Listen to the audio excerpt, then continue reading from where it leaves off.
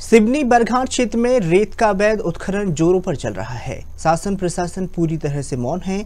सरकार को करोड़ों रुपए का चूना लगाया जा रहा है। रेत ठेकेदार की खुलेआम गुंडागर्दी चल रही है। बताना चाहेंगे, टोकन बिना पर्ची के 2000 ली जा रहे हैं, दिए जा रहे हैं। जेसीबी की रेत से ही निकासी की जा रही है। रेत निकाली जा रही है जेसीबी की मदद से, जिससे पुलिया पूरी तरह से क्षतिग्रस्त हो गई है। बरघाट जनपद अध्यक्ष ने रेत से भरे ट्रैक्टरों को अपनी जान जोखिम में डालकर पकड़ा है। मैं बरघाट क्षेत्र से लगे सावर घाट, हिरी नदी और यहाँ जो पीछे पब्लिक देख रहा है, यहाँ पर रेत का अवैध खनन हो रहा था। जेसीबी मशीन थी और यहाँ से रेत जा रही थी। तो जनपद अध्यक्ष भी यहाँ पर ग्राम के लोग हैं और वाद विवाद की स्थिति बनी और ये कि किस प्रकार रेत में तेल निकालने का खेल चल रहा है। तो पहुँचाएंगे खबर 12 से संजय काड़े, सिवनी। हिरी नदी जो रेत का अवैध खनन हो रहा था, ग्राम पंचायत सरपंच के साथ पूरी टीम पहुंची है। संजय परते काचना से सरपंच पति। तो अपने यहाँ यही जो रेत है ये पुलिया के नीचे से एक तो अवैध निकल रही है।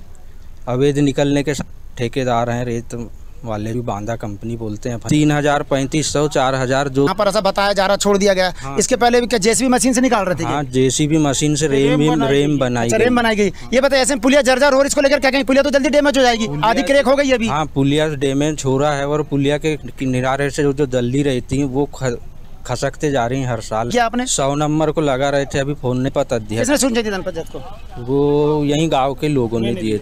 भूपेंद्र को अवैध काम हो रहा है। फिर आप तो इसके लिए जनित का काम कर रहे हैं, तो फिर इसमें फिर आपके साथ क्या स्थिति हो रही वाद विवाद की? हमारे साथ वाद विवाद की स्थिति ये हो रही कि हमारे गांव में 4000 में रेत गिर रही है। 4000 रुपये बिक रही रेत? बिल्कुल 4000 में गिर रही है हमारे गाँव में। टोकन दिया जाता है। पुलिया की वास्तविकता स्थिति के साथ जो संस्कृति जैन कलेक्टर है सिवनी के, हम उनसे मांग करते हैं कि तत्काल इसमें एक्शन ले और दोषी पर कार्रवाई कर, उनको जेल भेजे। 10-15 साल लगभग पुलिया की अगर हालत देखें कलेक्टर आके खुद, तो क्या स्थिति पुलिया की टूटती है या डैमेज होती है। ऐसी स्थिति रही तो पुलिया बहुत जल्दी डैमेज हो जाएगी और प्रशासन को लाखों का करोड़ों का चूना लगेगा। पुलिया की स्थिति कैसे डैमेज हुई रेत निकालने की वजह से? जो स्ट्रक्चर बना, इसकी दानी स्थिति हो चुकी, कभी भी टूट के गिर सकता है। इस जगह हम खड़े हैं, सलाखें दिख रही हैं। ये पूरा अवैध खनन के साथ, इधर से दिखाएं कैमरा जरा, यहाँ थोड़ा सा यहाँ देखें आप कैसे अवैध खनन यहाँ से किया जा रहा है। इधर दिखाओ जरा कैमरा थोड़ा। यहाँ से जेसीबी मशीन जाती है और यहाँ से अंदर जाके पूरा अवैध खनन होता है और ये पूरा एक मूवमेंट है रेत निकालने के एरिया का। यहाँ से करोड़ों की रेत महीने में निकलती है, ऐसा बताया जा रहा है पुलिया की। तो पुलिया के नीचे का अगर मूवमेंट की बात करें, ग्राम के लोग खड़े इनसे जानने की कोशिश करेंगे। ये देखिए पुलिया की स्थिति क्या है, जर्जर स्थिति में पुलिया हो चुकी है। और ये नीचे दिखाएं कैमरा, जो पानी बह रहा है, यहाँ से जाती है जेसीबी मशीन। सर मेरा नाम तोप सिंह यादव। कहाँ रहते हैं आप? ग्राम काचना। अच्छा, काचना। आपके सरपंच भी आए, क्या कहेंगे? पुलिया की स्थिति जर्जर हो गई, रेत अवैध खनन हो रहा है, इसको लेकर क्या कहते हैं आप? जी बिल्कुल, ये पुलिया की स्थिति निश्चित रूप से जर्जर होती है और इसकी जांच होना चाहिए शासन प्रशासन के द्वारा। तो अवैध रूप से यहाँ से निकाली जा रही है। कितने ट्रैक्टर निकल जाते हैं? 10-20 दिन की निकल जाती हैं ट्रैक्टर। 3000 से 3500 रुपये तक दी जा रही है काचना गाँव में। बरघाट क्षेत्र के काचना कितना बड़ा अवैध खनन चल रहा है, प्रशासन की नाक के नीचे खड़ा हूँ। गोरखपुर अथरी घाट पर हूँ, जहाँ से रेत की निकासी होती है। बताया जाता है इस घाट पे अवैध खनन जोरों से तो हो ही रहा है। जारी हमारे साथ हैं खनिज अधिकारी हैं जो सिवनी से पहुंचे अपने स्टाफ के साथ। जी मैडम, पहला सवाल हमारा आपसे है कि आप स्पॉट में भी यहाँ पहुँचे हैं। कल की जो घटना थी काचना और केकड़ी रोड की जो है, वहाँ नदी के नीचे से निकालने का क्या मापदंड, जो वहाँ से रेती निकाली जा रही है? हमने देखे हैं और वहाँ पे मना भी किए हैं लोग कि यहाँ से रेत नहीं निकालेंगे करके, उनको समझाइश दे दी है, लोगों को बता दिए। अच्छा, दूसरी चीज़ जैसे मुनारा की बात चल रही थी, अभी खदानों को दिया जाता है तो उसमें इसका मापदंड तो होता है कि आपको इतने मीटर में दिया जा रहा है, तो वहाँ तो कुछ बोर्ड नहीं लगे रहते यहाँ पर? नहीं, अब लगाएंगे। इसके पहले हमको बोर्ड नहीं दिखे आज तक? नहीं लगे हुए थे, पहले बोर्ड लगे। आप कितने बार आ चुके हैं खदान? हम कई बार, जब भी शिकायत प्राप्त होती है हम आते रहते हैं।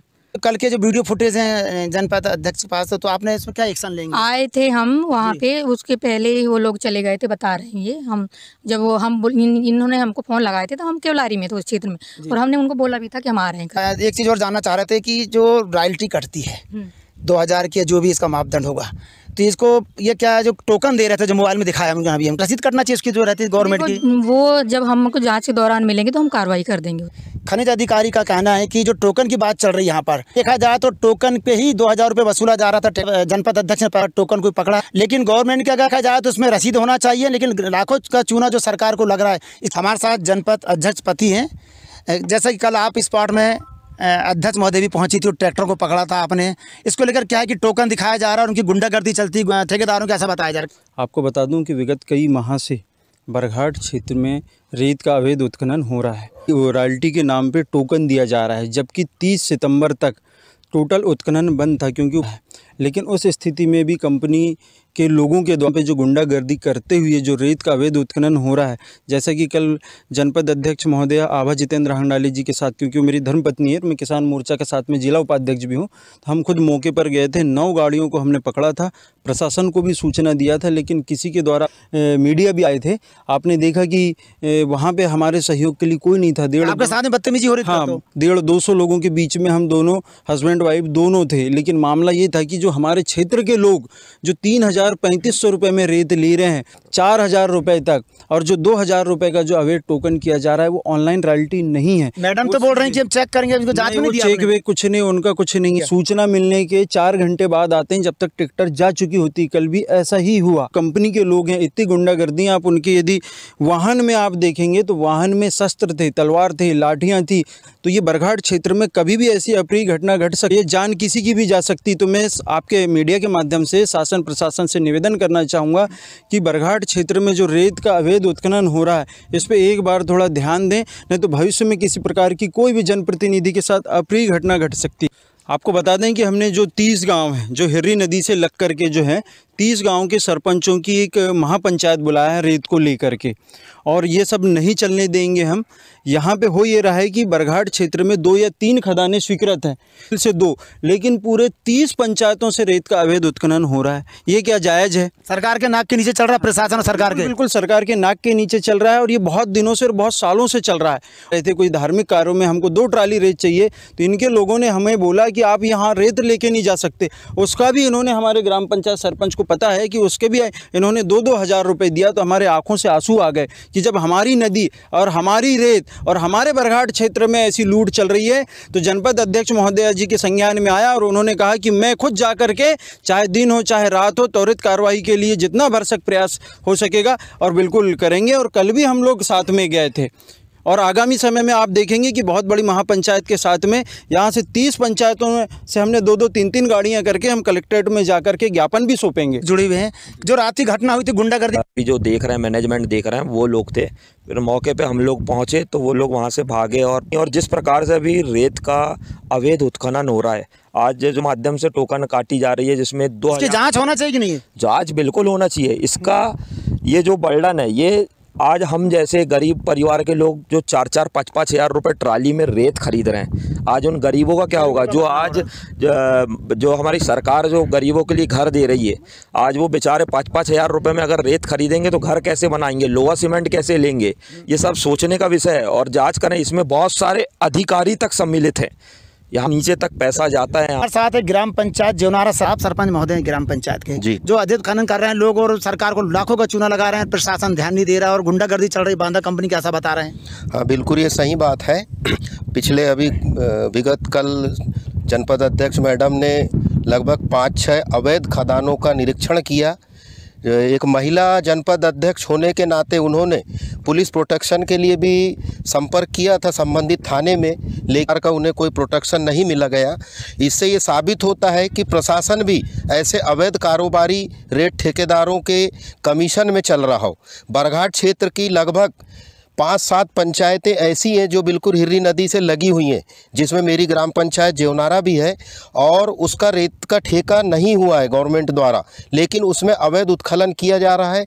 और ठेकेदार अनाप शनाप रॉयल्टी के रूप में पर्ची जारी करते हैं वो लोग, अवैध पर्ची, जिसका 2,000 रुपये ले रहे हैं। मेरे ग्राम में 4,500 से 5,000 रुपये ट्राली रेत पड़ रही है, जिससे किसानों को और पीएम आवास, शौचालय निर्माण, ये सारे काम बाधित। अच्छा बताइए, आप इसकी जानकारी कलेक्टर क्यों नहीं देते? जब तो नए कलेक्टर साहब आए, एक्शन क्यों नहीं लेते आप लोग इसमें? फिर ग्राम पंचायत के लोग मिलकर, अब ग्राम पंचायत सबसे पहले तो माइनिंग मैडम के ही कांटेक्ट में आती हैं, पुलिस प्रशासन, एसडीएम, तहसीलदार। मैडम तो बोल रही हमको कुछ मालूम ही नहीं।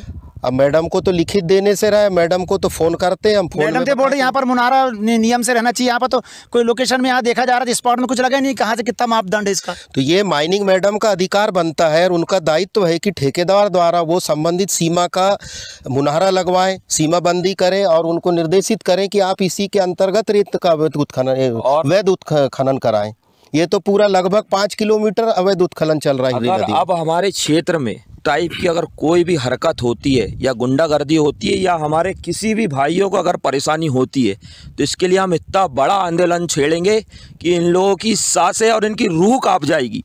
ये मेरा वादा रहा। मैं भारतीय जनता युवा मोर्चा अंशुल पवार बोल रहा हूँ कि अगर अब इनकी गुंडागर्दी इस तरीके से चली, कल जिस प्रकार से हमारे कार्यकर्ताओं को इनने मारे, बिल्कुल ज़रूर दिए। तुरंत वहाँ वारदात में हमने टीआई साहब को बुलाया और उनको पूरी जानकारी दी है और उन्होंने भी आगे एक्शन लिए और उन्होंने भी हमें आज से अगर कोई भी ऐसी प्रतिक्रिया होती है तो उसकी प्रतिक्रिया रिएक्शन हम देंगे।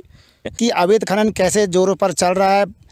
लोगों का कहना है कि स्वीकृत इनकी 3 से 4 खदानें हैं, लेकिन 20 से 30 जगह इनका रेत का खनन जोरों पर चल रहा है और गुंडागर्दी खुलेआम बांदा कंपनी के लोगों की चल रही है।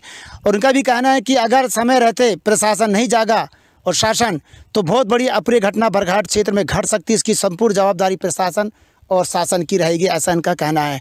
जनपद अध्यक्ष आभा राहन डाले कल अपने पति के साथ पहुंची थी और वहां पर भी कुछ लोगों ने वाद की स्थिति पैदा किया था। वहां पर स्पॉट में हम लोग भी थे, मीडियाकर्मी। लेकिन कहीं ना कहीं शासन प्रशासन के लोग लापरवाही कर रहे हैं और इसको संज्ञान में लेना चाहिए और इसकी जांच कलेक्टर महोदय से कहेंगे कि अवैध रेत खनन की जांच होना चाहिए।